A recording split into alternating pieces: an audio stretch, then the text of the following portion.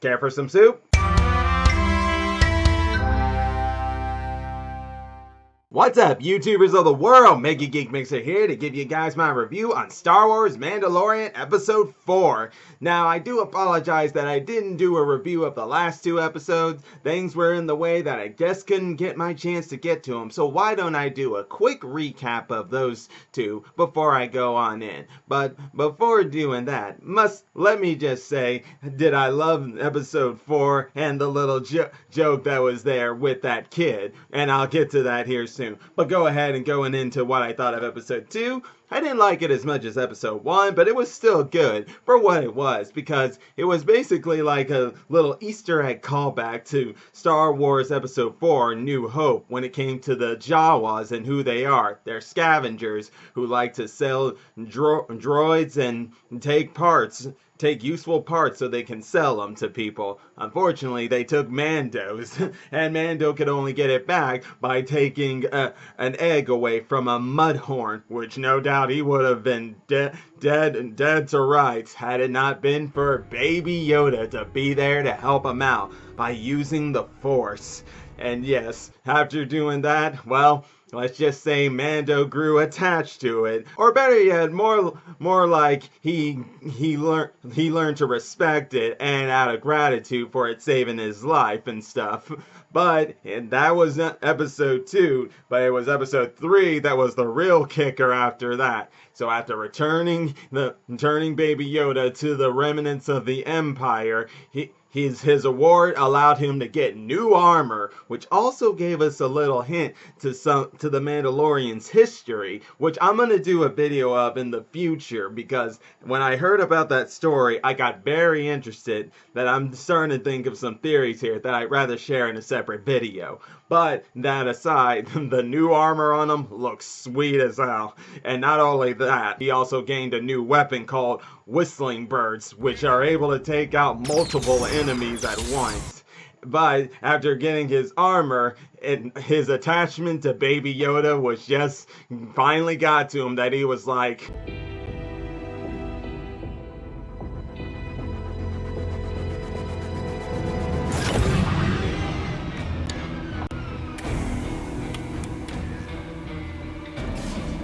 yeah, he was like that. He was like, oh, screw this. That was funny. It was very funny. I couldn't help but laugh at that.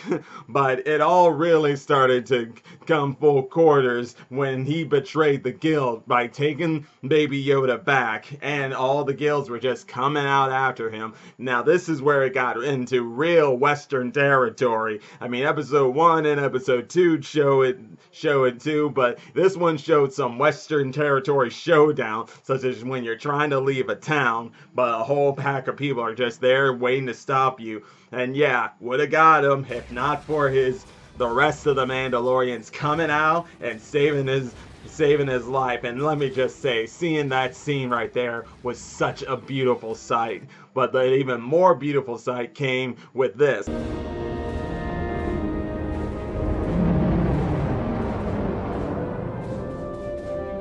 Gotta get one of those.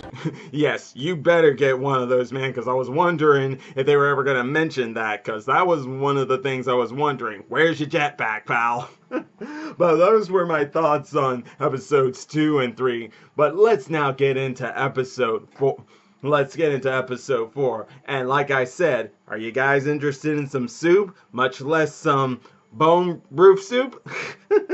Because trust me, in this episode, it really was funny how it was shown with that. And it had to deal with that Baby Yoda, who, by the way, has been trending like crazy throughout this past week. He's like the top trend right now.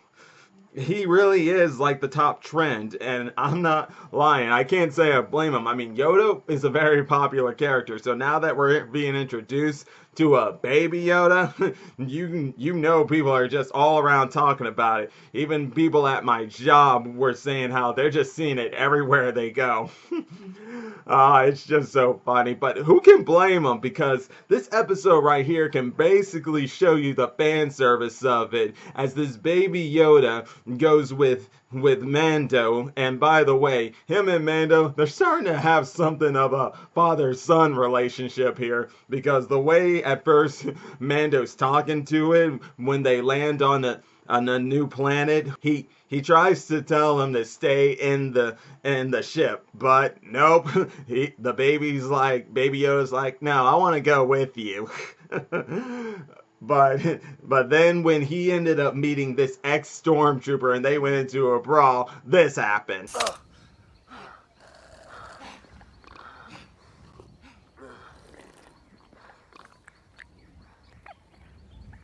And yeah, that's in connection with my intro, because you can't lie that was funny. Those two staring each other down with their pistols. They hear slurping sound, and it's that Baby Yoda. He's like, "Hi guys, what you doing?" Yeah, just, "Hi guys, what you doing?" Oh, that was just so hilarious. But then things really got interesting, because here's the thing I like about episode 4. You see, episode 4 was like a standalone Western episode here. Like, it dove even deeper to Western territories than what it already did. And it did kind of feel like a filler episode, so to speak, but it was a good filler episode, because this episode was about Mando along with his new shock trooper who was part of the rebellion once friend. They partnered up to protect a farming village that was attacked by raiders, and these raiders look pretty much like humanoid dog aliens. Raiders just stealing these farmers' money and food and stuff. How cruel can you get, huh? But it was also nice to see Mando's soft side here, because, well, it's not to say Mando doesn't have a soft side here or anything. It's just that how he shows it this time, because a widow woman who's part of the farming village that he's protecting, she has an attraction to him, and Mando seems to share the mutual attraction. And I'm like, huh, already early in the episodes, and he's already finding someone he could, if he wanted to, be in a relationship with. But Mando's a Mandalorian at heart, and he's not going to do that. He actually mentioned a bit about his past and how the Mandalorians took care of him, and how he doesn't take his helmet off in front of others, and he hasn't since he was a kid. And he showed at the end of the episode that while he does have a mutual attraction for this woman, and hey, he's got good taste, because in the end we find out this woman actually knows how to shoot, because she just kept shooting the targets she was practicing on. And we'll get more into that here in a minute. But either way, in the end, whether he had that mutual attraction for her or not, he's a Mandalorian at heart, and this is the life he's chosen. And I can understand that. But still, what they did afterwards was finding out that these raiders had a Imperial Walker, and in order to take them down, they would have to have the villagers help them out. But since these villagers aren't fighters, this is where it got into interesting territory, as both Mando and that woman, I think her name's Kane, I'm sorry if I can't remember her name, but they both were training both the villagers in shooting and in fighting to prepare themselves for fighting these guys. And I just gotta say, that whole training scene was awesome. It was really cool. But I think the real stuff that I thought was really cool, besides them eventually fighting these guys and ended up beating them, was basically an Easter egg to the fan service that people are getting with Baby Yoda. It's just amazing. Why? Because here's the thing. When they went to that farm village, all the children there, once they saw Baby Yoda, they just went running to Baby Yoda and were all just attracted to Baby Yoda. Seeing how cute he was and just wanted to play with them and stuff. And every scene we saw with Baby Yoda playing with them and everything, that's basically how, like, showing an Easter egg love of what the fan service is having for Baby Yoda. And all I gotta say is, nice Easter egg to the real stuff that's happening out there in real life. It is awesome, and I don't blame him. I won't deny, if Baby Yoda existed, I wouldn't I would be like those kids. I want to play with that little guy because who can't help themselves? He's just so cute. Yeah, he's so cute. You can't help but want to play with him. Play ball, do something with them that you do with your kids. It'd be awesome. And no doubt my little baby cousins would love it too. But unfortunately, sadly, those kids couldn't be able to stay friendly with him for long because sadly, somehow the guild has a way to track Baby Yoda.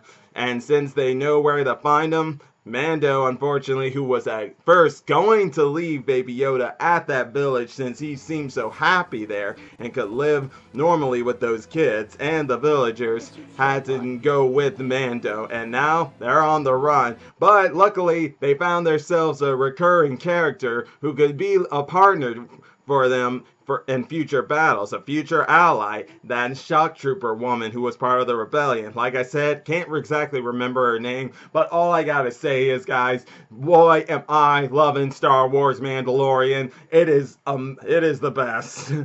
Truly. Each episode has been great, and I mean, from episode 1 I like that one, episode 2 I like that one, not as much as episode 1, but I definitely loved episode 3 and 4. It was incredible. I just get my jaw dropping. As a matter of fact, sometimes I'm actually wishing that there would have been a crossover here between Jonah Hex and the Mandalorian, because let's face it, this just somehow reminds me so much of Jonah Hex. Like, imagine what he could do if he was a Mandalorian. Oh, it'd be so awesome. But in any case, I'm going to leave it all at that, guys. And hey, you enjoy my videos? All you got to do is click that like button, subscribe to the channel, hit the bell icon to be notified of when I make more videos. And until then, well, just one more thing to say. As Mando said to Baby Yoda, let's go, you wump rat. But till then, MegaGeekMixer signing out. Bye!